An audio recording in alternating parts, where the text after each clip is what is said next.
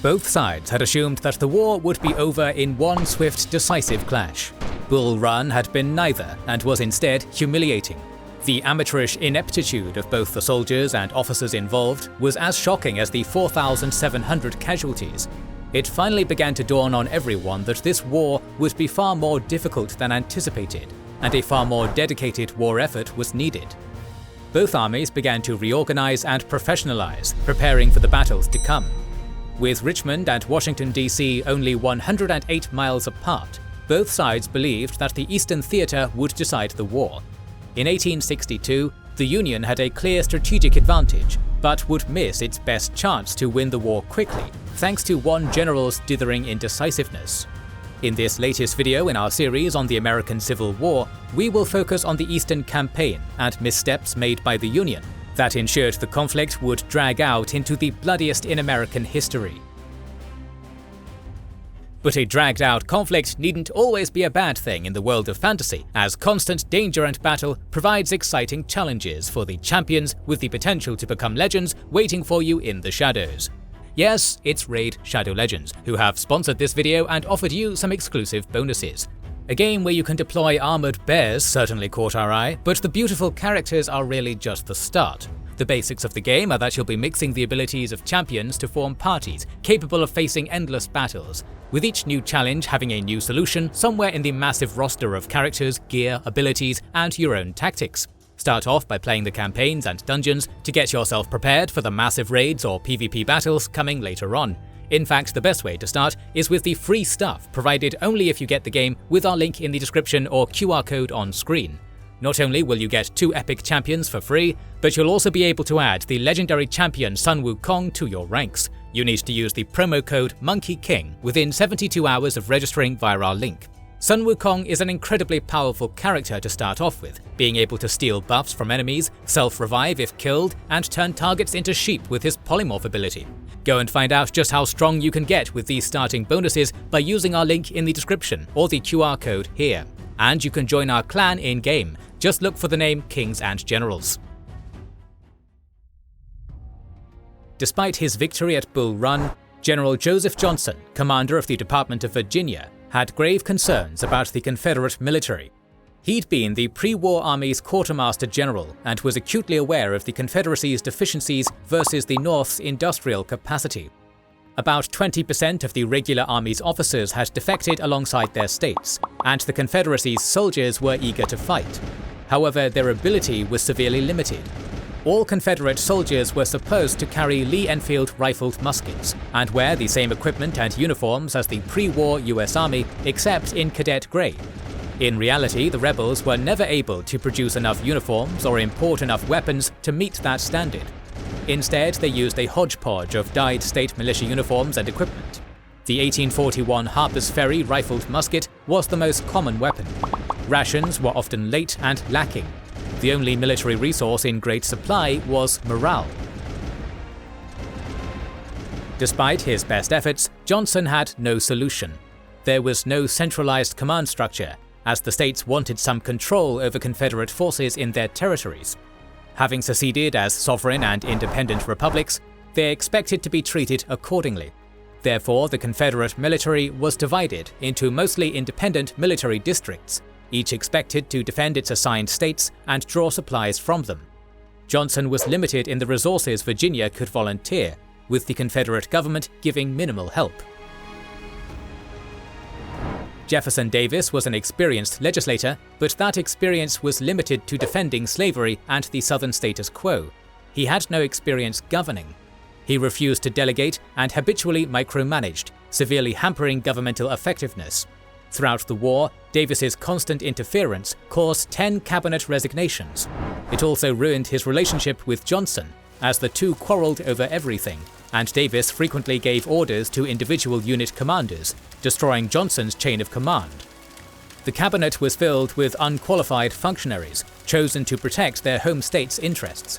For example, Treasury Secretary Christopher Memminger knew nothing about banking, but South Carolina wanted to control that department through him. Davis's only consistently competent advisor was Judah Benjamin. From civil servants up to Davis himself, The men in government were undistinguished at best, and incompetent and brainless political flunkies at worst. Davis's government was so inept that it never even established a war strategy beyond defend the Confederacy.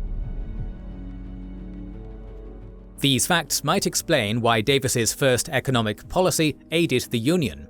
On April 19th, US President Abraham Lincoln declared southern ports blockaded and closed. While the Navy wasn't actually able to enforce the blockade, southern trade still fell, as European merchants shied away from dealing in contraband. The cotton trade remained the South's primary industry, supplying 77% of Britain's and 90% of France's cotton needs. Southerners universally believed in the power of King Cotton, and wanted to use it. Therefore, in October, Davis announced a complete cotton embargo. The plan was to shut down Europe's textile industry, forcing them to intervene and end the federal blockade, hopefully alongside diplomatic recognition and military support. However, many European manufacturers had been stockpiling cotton for this eventuality, and the economic disruption was insufficient to force European intervention. However, it severely limited Confederate arms imports, to Johnson's chagrin. On the other side, Lincoln had less experience than Davis, but he was also aware of his deficiencies, and had built a highly talented cabinet to compensate. Commanding General of the Army Winfield Scott always knew the war would be long, and planned accordingly. On May 21st, Scott recommended expanding the blockade, completely sealing off the southern coast. 80,000 new professional army soldiers would isolate and then seize rebel strongholds along the Mississippi River. Surrounded and split, the rebellion would be squeezed to death as his forces moved inland. The press derisively called it the Anaconda Plan, criticism President Abraham Lincoln echoed. They expected a short, decisive war. Once Bull Run proved Scott correct, Lincoln adapted. Scott was too old and fat to command troops, and a new field general was needed. Major General George McClellan's success in Western Virginia had demonstrated the ability that earned him admission to West Point at the age of 15, so Scott summoned him to Washington. Lauded in the press as the young Napoleon, McClellan arrived on July 26th to roaring crowds, hopeful he would save the Union. Before giving him army command, Scott asked McClellan to propose his own plan to defeat the rebellion. Vindicating Scott, McClellan re-proposed Scott's plan with more details. In addition to the blockade and push down the Mississippi, McClellan added thrusts into the Confederacy through Virginia, the Carolina coast, Tennessee, and the Red River. Critical to the plan was bringing overwhelming force against the rebels at all points simultaneously.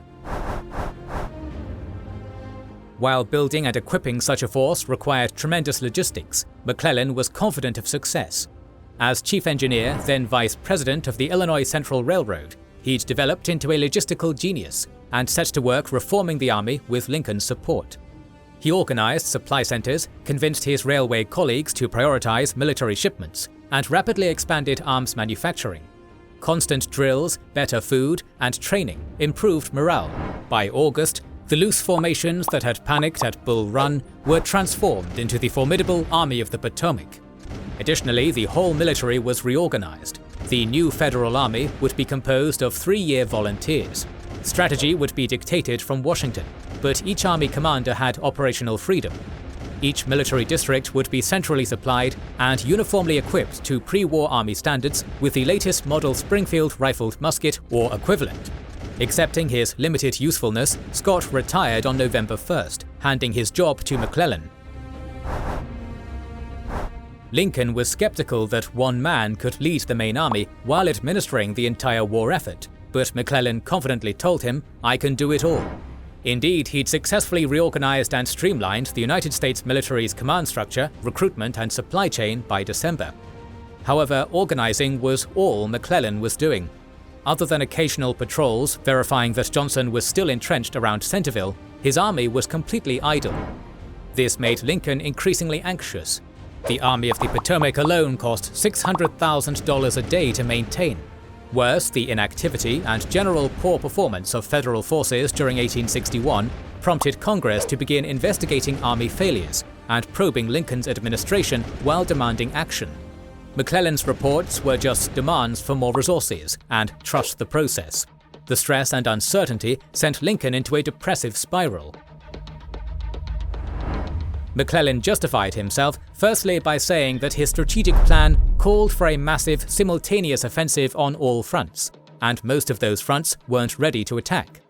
The Navy couldn't support the planned amphibious operations yet, and Western generals Henry Halleck and Don Carlos Buell weren't ready to move.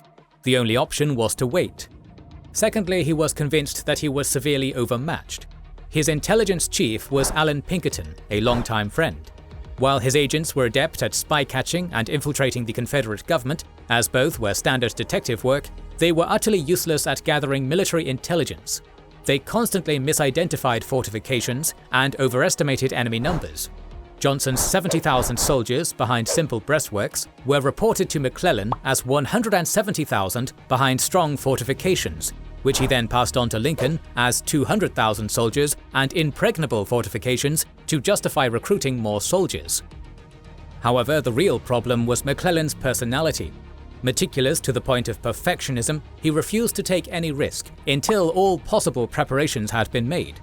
However, preparing became a never-ending cycle, and McClellan was hopelessly lost in endlessly perfecting his army.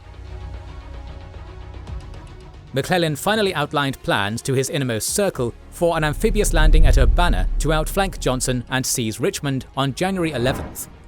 Lincoln, on the verge of a nervous breakdown, wasn't told, and on January 27th ordered all Union armies to begin offensive action before George Washington's birthday on February 22nd. When McClellan didn't respond, Lincoln ordered him to advance against Johnson immediately. McClellan responded with a 22-page memo detailing how that was impossible, and that his Urbana plan was better, the first time Lincoln learned it existed. Relieved, Lincoln relented. However, by March 8th, McClellan still hadn't moved. Consequently, Lincoln called McClellan's subordinates to the White House to learn if the plan was real and if they were confident in it. They answered yes to both, but Lincoln also learned that McClellan had never named commanders for the Army's corps, despite obsessively constructing them, so Lincoln appointed them himself. McClellan finally prepared to depart on March 9th, only to learn that Johnson had sniffed out the Urbana plan and withdrawn behind the Rappahannock. Consequently, Northern newspapers discovered that most of the Centerville defenses were fake. McClellan had been duped, wasting a valuable opportunity, especially since many Confederate enlistments had run out in February. Humiliated, McClellan decided to target the James Peninsula instead and sailed for Fort Monroe on March 17th. Meanwhile, another army was sent to the Shenandoah Valley, with 50,000 troops on standby in Alexandria to deploy as needed. Lincoln relieved McClellan as General of the Armies on March 11th, so he could focus on the campaign. McClellan's plan was to sprint behind Johnson, take Richmond, and then attack Johnson's rear. However, he sabotaged himself. McClellan refused to leave Fort Monroe until all his 121,500 soldiers arrived, giving Johnson ample time to redeploy while dispatching Stonewall Jackson to Shenandoah Valley. McClellan finally crawled forward on April 4th, meeting the 1st Confederate line at Lee's Mill the next day. Confederate Major General John Magruder spread his 11,000 troops thinly while marching them in circles, tricking McClellan into believing he faced 100,000 rebels. McClellan halted and prepared to besiege Yorktown. Magruder let McClellan believe the lie until May 3rd, when he withdrew during the night. Johnson planned a Fabian withdrawal up the peninsula before ambushing McClellan once he got strung out. On the 5th, his rearguard fought a successful delaying action outside Williamsburg. On the 7th, a Federal attempt to intercept the retreat via amphibious assault was contained at Eltham's Landing. The scuttling of ironclad CSS Virginia opened the James River, and Lincoln, visiting Fort Monroe to observe the campaign, ordered a naval attack on Richmond, but it was turned back by batteries on Drury's Bluff. On May 17th, Johnson's men retreated into Richmond's defenses. McClellan had moved so slowly that he'd never strung out as Johnson expected.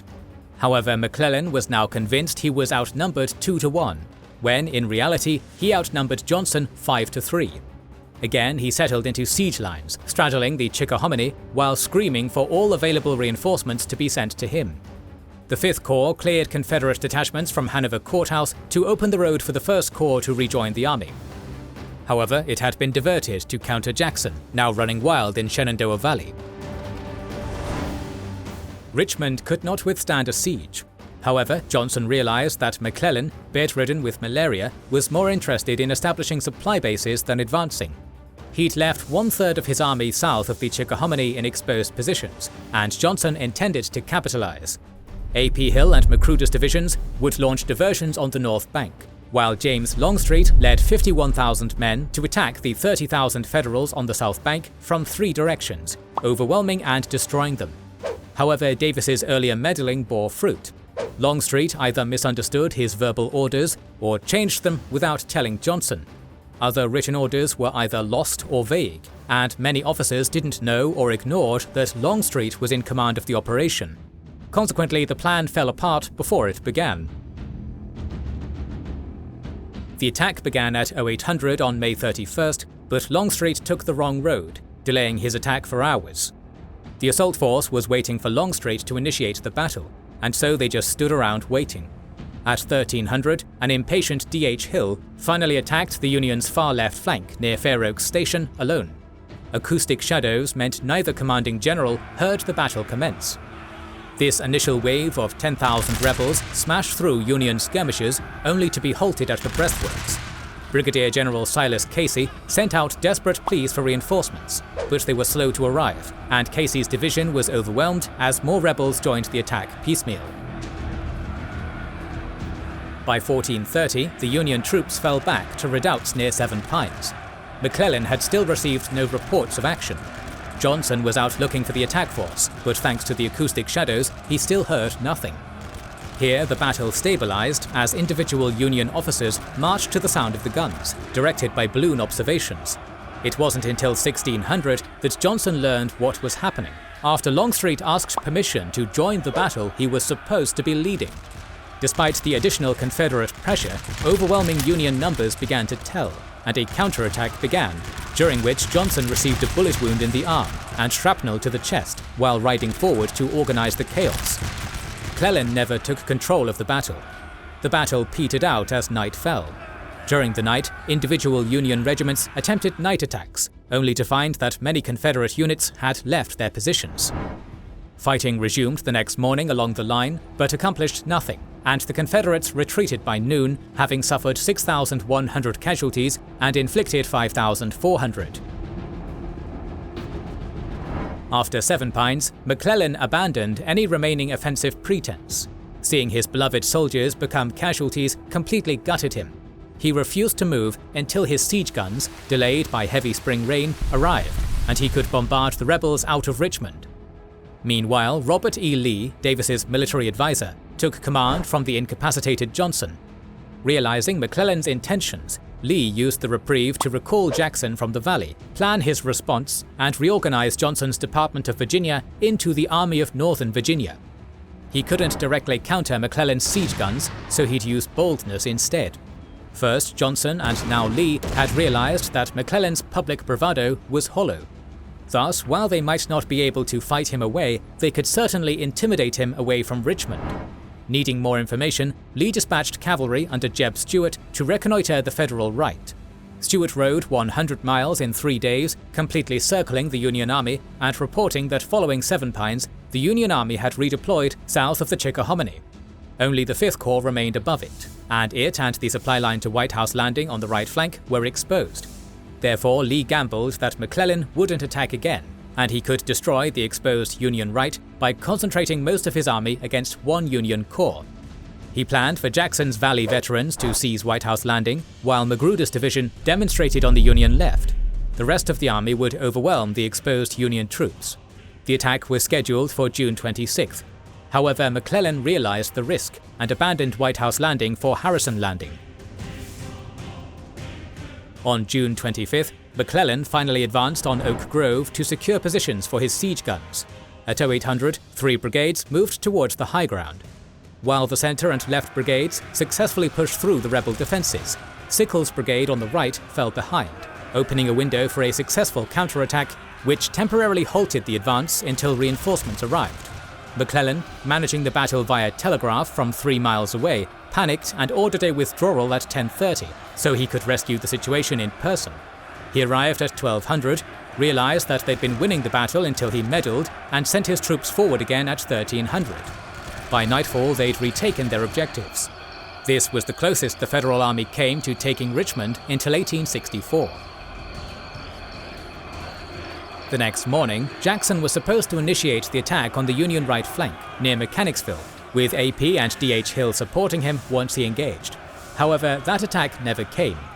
During the Valley Campaign, his soldiers had earned a reputation as foot cavalry for their rapid advances and maneuvers, allowing Jackson to execute one of the greatest defeat-in-detail campaigns in military history.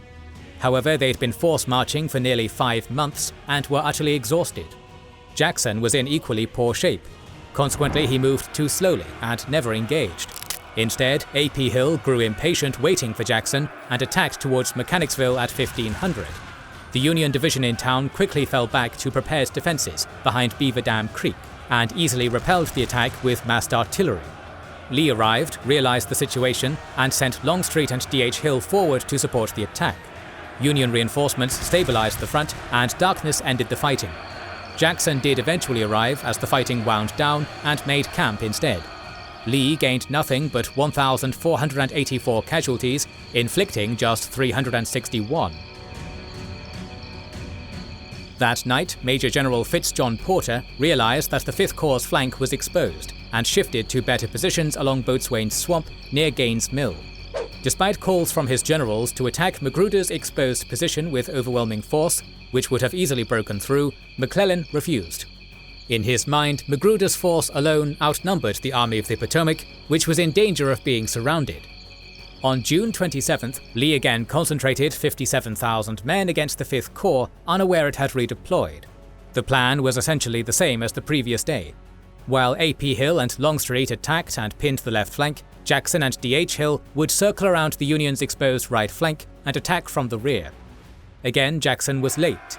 D.H. Hill advanced to Old Cold Harbor at 1300, expecting to link up with Jackson, but instead found Union defenses. Realizing that the flank had moved, he fell back. Acoustic shadows kept Lee ignorant of this development. Meanwhile, A.P. Hill's advance across Beaver Dam Creek encountered nothing but skirmishers until finding Porter's primary defenses along Boatswain's Swamp. The swamp and Union reinforcements stifled the attack. Meanwhile, McClellan became convinced that the right was lost and began to prepare a full retreat. Jackson's lead division reached the field at 1530 and was ordered to support Longstreet's diversionary attack to rescue Hill, which succeeded with heavy casualties. Despite calls for a counterattack, McClellan refused to move from defensive positions. Jackson himself finally arrived at 1900, having gotten lost on the wrong road. After finally linking up with D.H. Hill, they assaulted the Union left, while Longstreet and Hill again attacked the right, first piecemeal, then in large waves. At dusk, Porter's line was broken, but he retreated across the Chickahominy under cover of night, burning all the bridges behind him. McClellan's last nerve shattered. Magruder's reconnaissance in force on the 27th confirmed, in only his mind, that he was surrounded and was about to be attacked on all sides by a superior force, and he panicked. McClellan ordered a full retreat to Harrison's Landing and the safety of Union gunboats, telegraphing Secretary of War Edwin Stanton, "If I save this army now, I tell you plainly that I owe no thanks to you or any other persons in Washington. You have done your best to sacrifice this army." Though the Signal Office didn't pass on the last part. Lee intended to attack again to cut the Federal retreat, but didn't know where McClellan was headed until close to nightfall. McClellan's logistical genius was in full effect as he maneuvered the baggage train south through the choke points in White Oak Swamp on the 28th. Once the supplies were clear, McClellan left for Harrison's Landing without designating a second-in-command and played no further part in the campaign beyond sending Porter ahead to establish a defensive position on Malvern Hill. The army regrouped around Savage's Station, its main supply base, while the Corps commanders worked out the retreat. Union morale plummeted once they realized that the burning supplies meant they were retreating, and many wounded had to be left behind. Meanwhile, Lee smelled blood, and was determined to pursue and destroy the Federal Army completely. Jackson was to rebuild a Chickahominy bridge, link up with Magruder, and launch a powerful enough attack on the rearguard to make the Federals turn and fight long enough for the rest of his army to circle around and block the road. Skirmishing began around 0900, but tapered off around 1100 as Union forces pushed back the Confederates and gradually withdrew. Jackson thought he had to rebuild all the bridges, and a garbled attack order came across as orders to guard the crossings, so he didn't engage.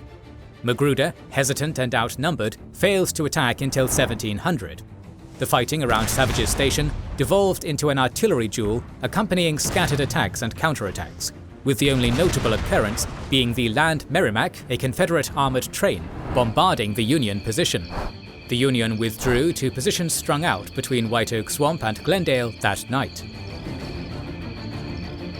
Lee realized this was his last chance to destroy the Union Army, and again resolved to attack with his whole army. A.P. Hill and Longstreet would attack the Federal left to cut off their escape, while Jackson turned the right in a double envelopment. However, Jackson never made it across White Oak Swamp.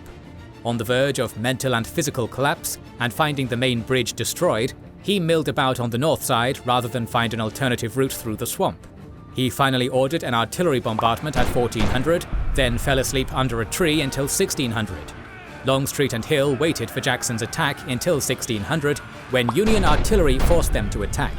They successfully pierced the Union's line, but were thrown back by brutal counterattacks. Again, darkness ended the inconclusive, bloody fighting. During the night, the Federals completed their retreat to Malvern Hill, where Porter had cleared sightlines for the 250 cannons supporting breastworks for the whole army by removing all trees and vegetation between the forest and hill. Lee wouldn't let the Federals go and planned one last attack. An artillery barrage would suppress the Union guns and provide a smokescreen for the assault. Jackson was to attack Malvern Hill down the Quaker Road, while the rest of the army followed, fanning out across the line as they engaged. The exhausted and demoralized Federals would simply be overwhelmed if they didn't break. However, the Union gunners anticipated Lee and opened fire at 1300. By 1430, all Confederate batteries were out of action. The assault columns were delayed and separated from each other by muddy roads and bad navigation, and weren't ready to attack until 1530, well after the smoke cleared. The attack went forward anyway in 3 waves, but were bloodily repelled, with no unit coming closer than 200 yards of the main works. Malvern Hill wasn't a tenable position due to exposed supply lines, and McClellan ordered it abandoned, with the entire army huddling around Harrison's Landing. The Peninsula campaign was over, and with it all confidence in McClellan's abilities. In 7 days, Lee's boldness had intimidated him into defeat, inflicting 15,855 casualties at the price of 20,204.